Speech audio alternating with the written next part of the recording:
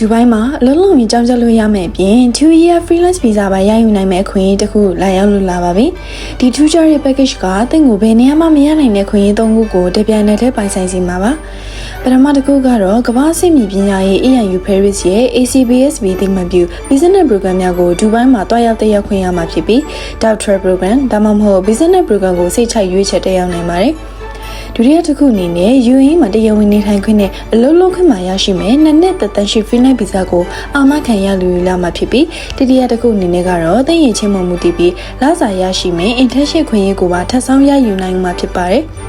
ဒီ program ရဲ့အဓိကသက်ကတော့ UAE freelance visa ဖြစ်ပါတယ်ဒီ visa ကိုရပြီဆိုတာနဲ့ဒူဘိုင်းမှာတရားဝင်နေထိုင်ခွင့်ရရှိမဲ့ပြင်သိစိတ်ကျ freelance လုပ်ငန်းများကိုလည်းတရားဝင်လွတ်လပ်စွာလုပ်ကိုင်နိုင်မှာဖြစ်ပါတယ်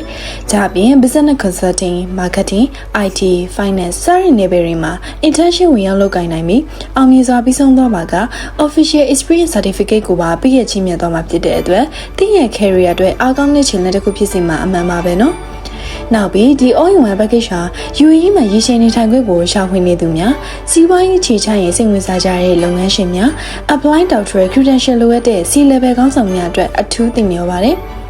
နေထိုင်ရေးအတွက်လည်းစိတ်ပူစရာမလိုပဲလုံခြုံပြီးသွားလာရေးစင်ပြေတဲ့နေရာတွေမှာနေထိုင်မှုထောက်ပံ့ကိုတစ်လအေးတင်2100ကနေစတင်ရရှိမှာဖြစ်တဲ့အတွက်ဒူဘိုင်းမှာသိရဲ့ပညာရေးအလုပ်ကိုင်နဲ့နေထိုင်ခွင့်အိမ်မက်တွေကိုချက်ချင်းအကောင့်ထည့်ဖို့အနော်ထား business language school မှာအသေးစိတ်ဆက်သွယ်စုံစမ်းမေးမြန်းနိုင်ပါပြီ။သိရဲ့အနာဂတ်ကိုဒီနေ့ပဲစတင်ရင်းနှီးမြှုပ်နှံလိုက်ပါ။